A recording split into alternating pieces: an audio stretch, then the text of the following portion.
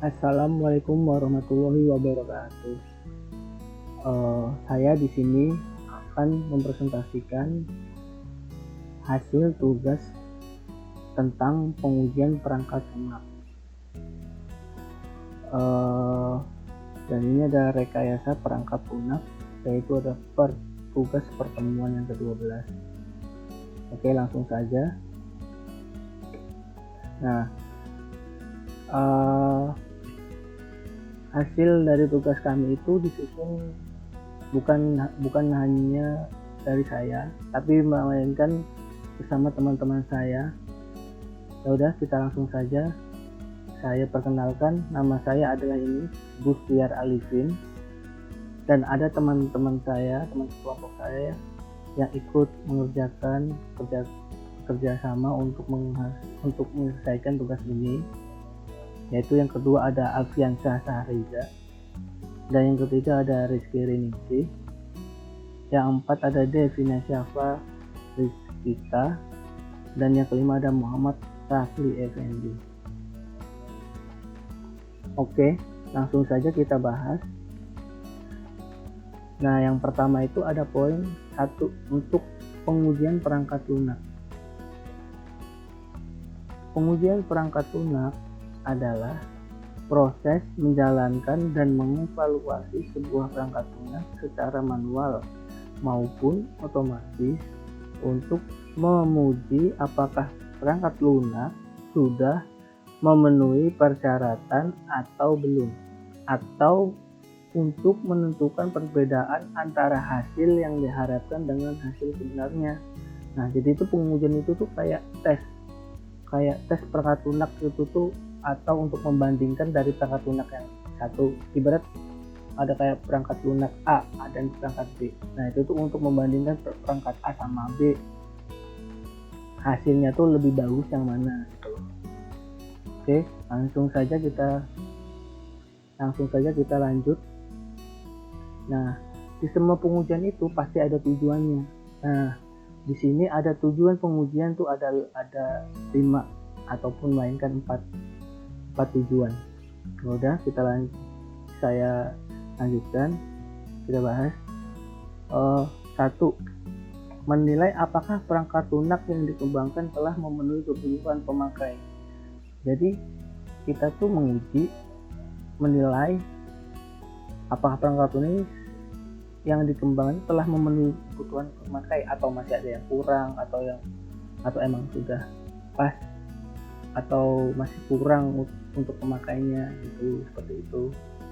Dan yang kedua, menilai apakah tahap pengembangan perangkat lunak telah sesuai dengan metodologi yang digunakan. Jadi itu kita menilai apakah tahapan pengembangan perangkat lunak ini tuh sesuai dengan metodenya yang kita gunakan apa enggak, atau iya, seperti itulah. Jadi kita uji. Yang ketiga, membuat dokumentasi hasil pengujian yang menginformasikan kesesuaian perangkat lunak yang diuji dengan spesifikasi yang telah ditentukan. Jadi membuat dokumentasi seperti direkam, foto hasil pengujian, atau kita print, atau gimana hasil yang telah kita uji. Nah, itu sesuai apa enggak dengan spesifikasi yang telah ditentukan oleh pemakai atau gimana gitu loh. Nah, yang 4 ada testability. Nah, testability itu adalah kemampuan perangkat lunak untuk dapat diuji, artinya seberapa mudah sebuah program komputer untuk bisa diuji. Jadi untuk dapat diuji itu seberapa mudah atau seberapa sulit, atau tingkat kesulitannya itu seberapa gitu. Makanya perlu diuji, yaitu namanya testability. Nah, di pengujian itu juga ada beberapa karakteristik. Nah, karakteristik pengujian itu ada beberapa poin, ada 7 poin. Yang pertama ada kemampuan untuk bisa dioperasikan atau operability. Nah, kemampuan untuk bisa dioperasikan tuh pas dioperasi, pengetesannya gimana ya, seperti kayak pas dioperasikan itu dia mengalami kendala apa enggak, ada trouble apa enggak, ya seperti itu. 2. Kemampuan untuk bisa diobservasi. Nah, aplikasi ini tuh bisa diobservasi apa enggak gitu loh, maksudnya bisa taruh di lapangan apa enggak gitu loh, atau observability, yaitu yang nama lainnya observasi, yaitu observability. Nah, yang ketiga, kemampuan untuk dapat dikontrol, yaitu jatuhnya tuh kayak bisa dikontrol apakah enggak ini aplikasi perangkat lunaknya dari si pemakai, ya seperti itulah. Nah, yang keempat, kemampuan untuk dapat disusun decompatibility, itu tuh bisa disusun apa enggak gitu loh. Yang kelima yaitu adalah kesederhanaan atau simplicity, yaitu ya sesederhana mungkin gitu loh, dan sesimpel mungkin, jangan sampai dibikin ribet gitu.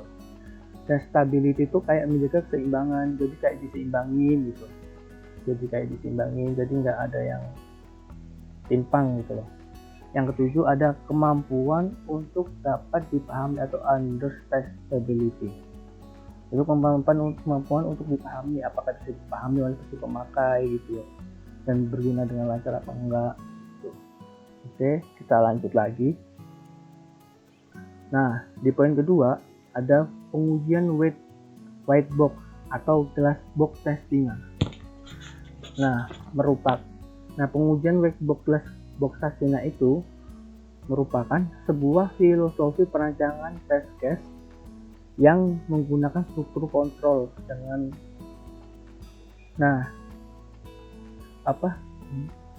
white box dan glass box testing ini itu ada dengan test case sebagai berikut ya, ada 4 poin. Nah, ini 1, menjamin bahwa semua jalur independen di dalam modul telah dieksekusi sedikitnya satu kali. Nah, maksudnya minimal independen itu bisa dilakukan ya sedikitnya 1 kali, jangan sampai enggak sama sekali. Jadi bisa boleh 2 kali 3 kali ya nggak apa-apa, tapi setidaknya harus diuji gitu.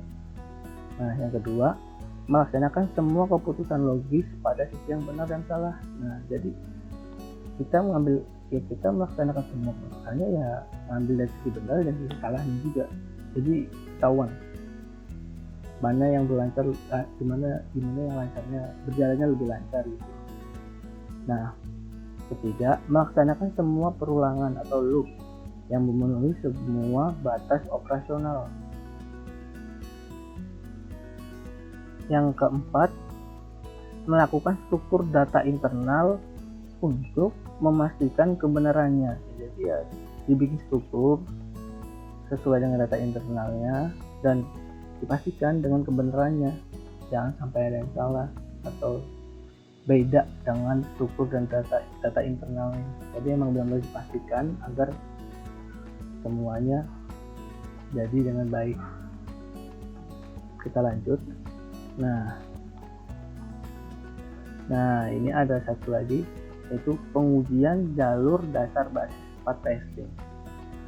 Nah, pengujian jalur dasar itu atau basis part testing itu adalah teknik pengujian yang memungkinkan perancangan test case untuk menurunkan ukuran kompleks logis dari suatu rancangan prosedural dan menggunakan ukuran ini sebagai pedoman untuk menentukan rangkaian dasar jalur eksekusi.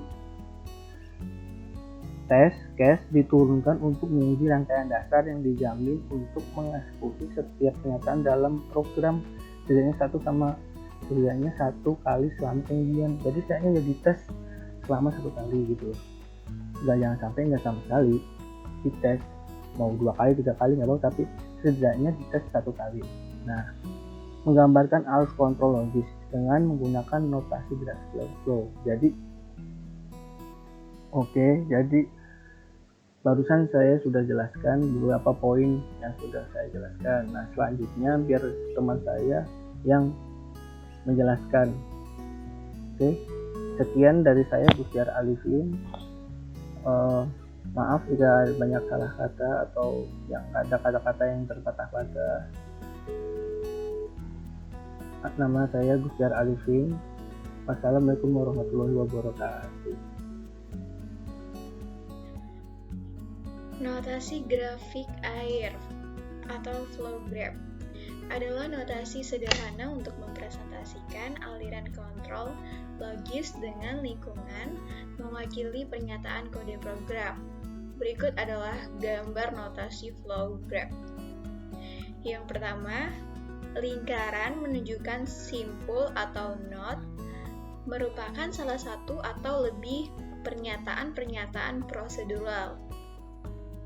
Nah, panah menunjukkan ADG atau link merupakan aliran kendali.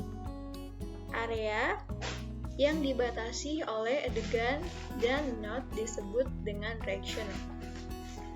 Flow graph menjadi rumit ketika adanya kondisi gabungan pada saat satu atau operator boolean ada dalam pernyataan bersyarat.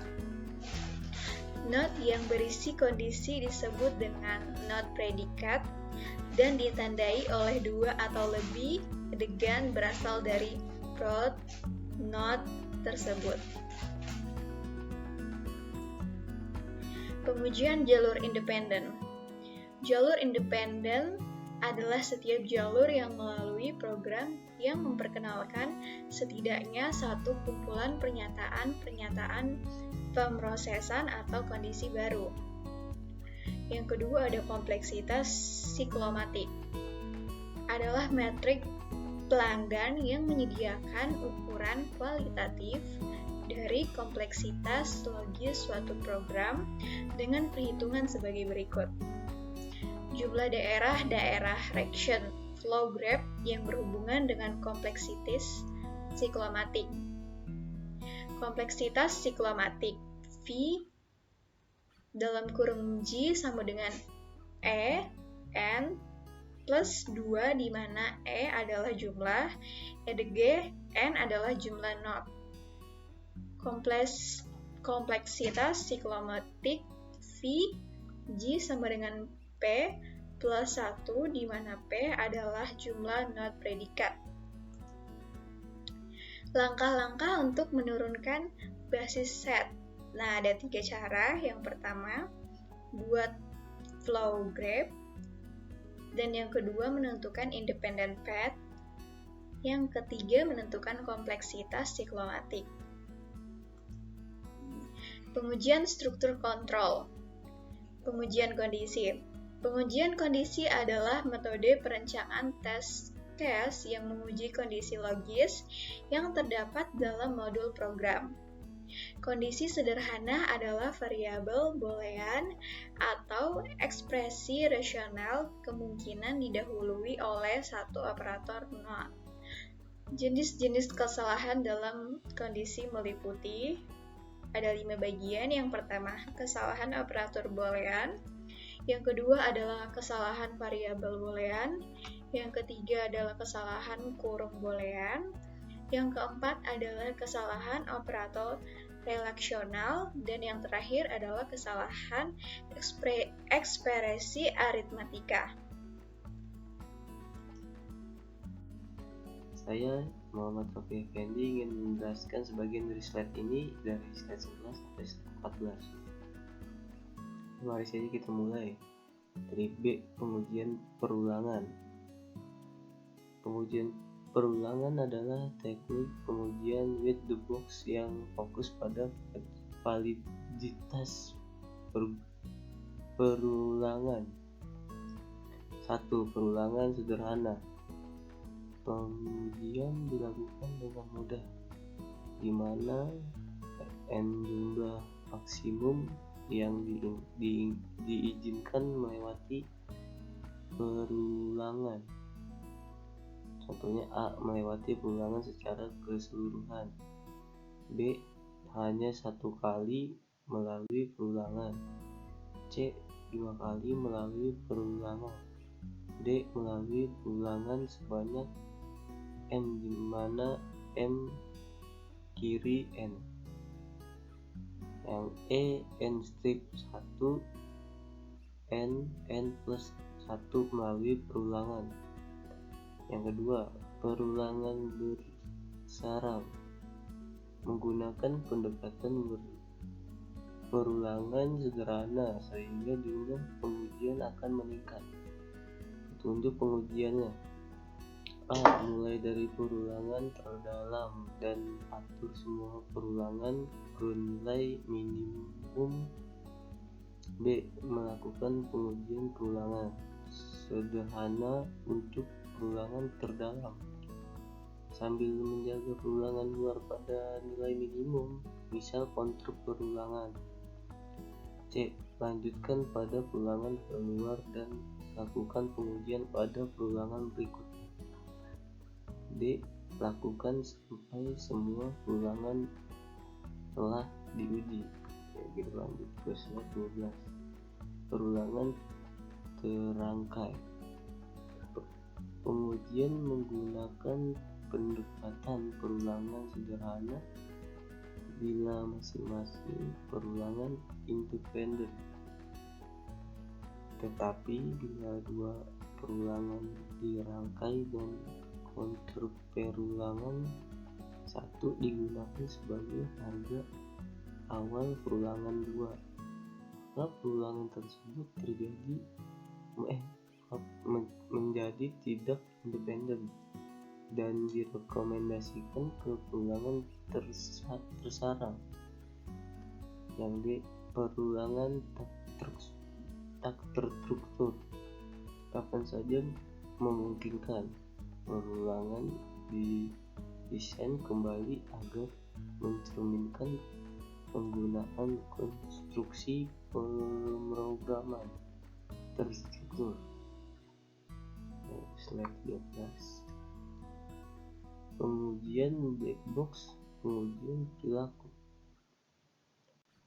Pengujian black box menggunakan untuk membuat beberapa kumpulan kondisi input yang kategori kesalahan pada pengujian black box. Fungsi yang salah satu hilang. Yang B. Kesalahan antarmuka. C. Kesalahan struktur data atau akses basis data eksternal. D. Kesalahan perilaku atau kinerja. E. Kesalahan inisialisasi dan penghentian. A. Metode pengujian grafik. Berikut langkah-langkahnya pengujiannya: memahami objek-objek yang dimodelkan dalam PL dan penghubung yang menghubungkan objek-objek tersebut, menentukan serangkaian pengujian yang memastikan bahwa semua objek memiliki hubungan satu sama lain seperti yang diharapkan. Note: direpresentasikan sebagai lingkaran. Hubungan dipresentasikan dengan anak panah. Hubungan satu arah directed link, bahwa hubungan bergerak hanya satu arah. Hubungan dua arah atau hubungan simetris bidirection link, bahwa hubungan berlaku dua arah. Hubungan paralel yang digunakan ketika ada sejumlah hubungan yang berbeda yang dibangun di antara node-node grafik.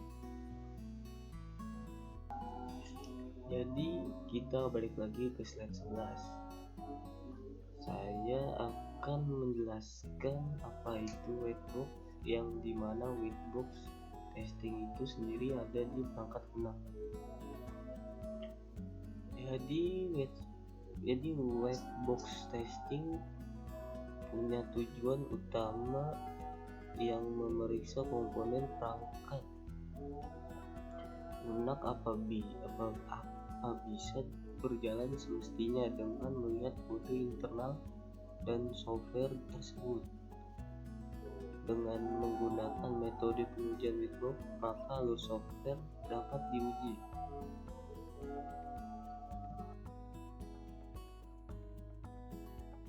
B. Partisi kesetaraan. Partisi kesetaraan adalah metode pengujian black box yang membagi daerah input program ke dalam kelas-kelas data dari test case yang dapat diturunkan. Sebuah kelas kesetaraan merepresentasikan keadaan valid atau tidak valid dari kondisi input. Contohnya adalah kesalahan terhadap semua data karakter yang mungkin mengharuskan banyak test case sebelum kesalahan umum teramati. Kelas kesetaraan dapat didefinisikan apabila 1. Jika kondisi input menspesifikan range, yaitu satu kelas kesetaraan yang valid dan dua kelas kesetaraan yang tidak valid didefinisikan. Kedua, jika kondisi input membutuhkan nilai tertentu, yaitu satu kelas kesetaraan yang valid dan dua kelas kesetaraan yang tidak valid didefinisikan. Ketiga, jika kondisi input menspesifikasikan anggota dari himpunan, yaitu satu kelas kesetaraan yang valid dan dua kelas kesetaraan yang tidak valid didefinisikan. Keempat, jika kondisi input adalah boolean, satu kelas kesetaraan yang valid dan dua kelas kesetaraan yang tidak valid ditentukan.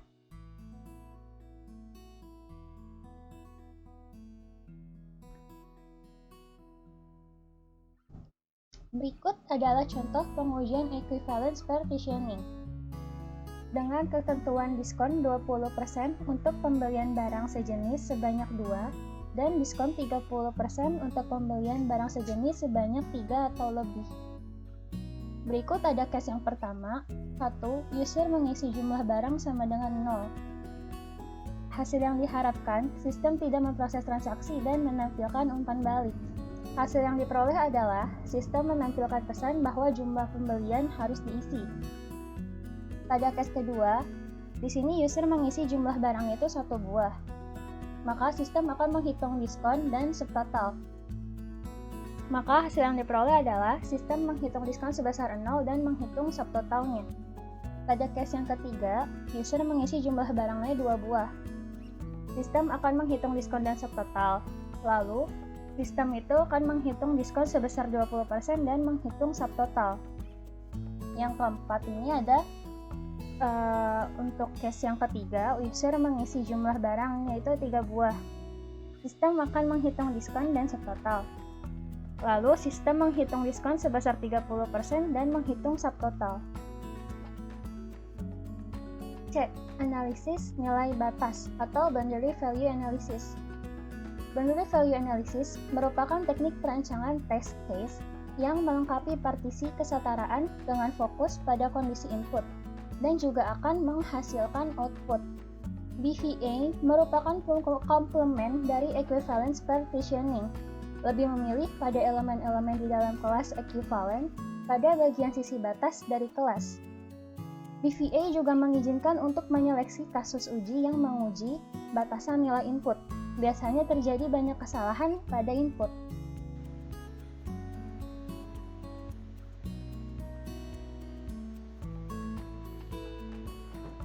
Oke, Assalamualaikum warahmatullahi wabarakatuh. Perkenalkan, nama saya Alfian Syahida. Saya ingin mempresentasikan dari hasil yang sebelum-sebelumnya dari teman-teman saya jelaskan. Di sini saya akan melanjutkan presentasi pedoman BVA. Oke, yang pertama ada 4, dan yang pertama ini ada jika kondisi input menspesifikasikan range yang dibatasi oleh nilai A dan B, test case harus dirancang dengan nilai A dan B dan hanya di atas dan di bawah nilai A dan B. Yang kedua, jika kondisi input menspesifikasikan sejumlah nilai, test case harus dikembangkan untuk menguji jumlah-jumlah minimum dan maksimum. Yang ketiga, terapkan pedoman 1 dan 2 untuk kondisi input. Yang keempat, jika struktur data program internal memiliki batas-batas yang telah ditentukan, dapat dipastikan untuk merancang test case untuk menguji struktur data pada batasnya. Nah, di sini ada beberapa contoh pengujian BFA. Jika sistem menampilkan jumlah stok barang adalah N, maka ini ada 3 jenis. Yang pertama ini test case-nya, user mengisi stok sama dengan 0. Hasil yang diharapkan, sistem tidak memproses transaksi dan memberikan umpan balik. Hasil yang diperoleh, sistem menampilkan pesan bahwa jumlah pembelian harus diisi. Keterangannya dia akan berhasil. Yang kedua, test case-nya itu user mengisi stok sama dengan 1 sampai N. Hasil yang diharapkan, sistem akan memproses transaksi dan mengurangi jumlah stok. Hasil yang diperoleh, sistem menghitung subtotal dan mengurangi jumlah stok. Keterangannya berhasil. Yang ketiga, user mengisi stok kurang dari N. Sistem tidak memproses transaksi dan memberikan umpan balik. Hasil yang diperoleh, sistem menampilkan pesan bahwa jumlah pembelian melebihi stok. Keterangannya berhasil. Dan yang D ini pengujian larik ortogonal. Dapat diterapkan untuk masalah-masalah di mana input domain relatif kecil, tapi terlalu besar untuk mengakomodasikan pengujian yang lengkap. Bermanfaat dalam menemukan kesalahan yang terkait dengan logika yang salah dalam komponen PL. Ini dia contoh dari aplikasi untuk login. Ini gambarnya terdiri dari logo, email, password, dan tombol login atau cancel.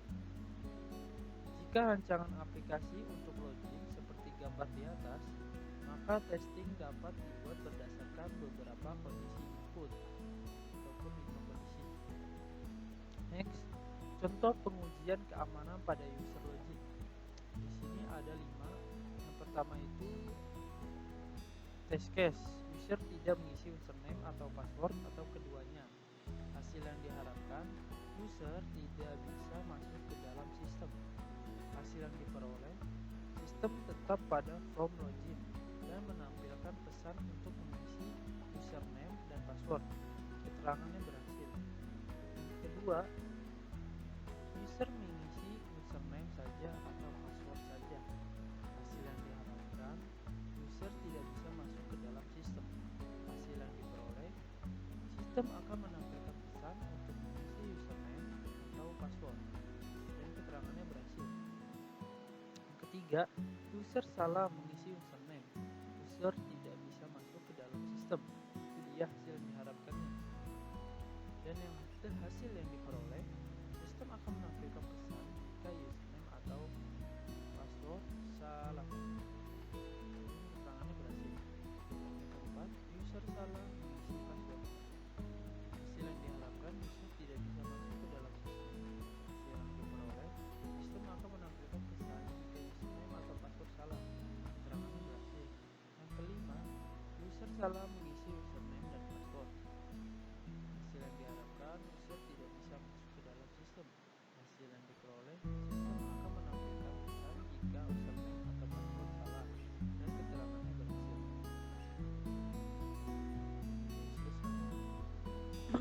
Sekian dari saya.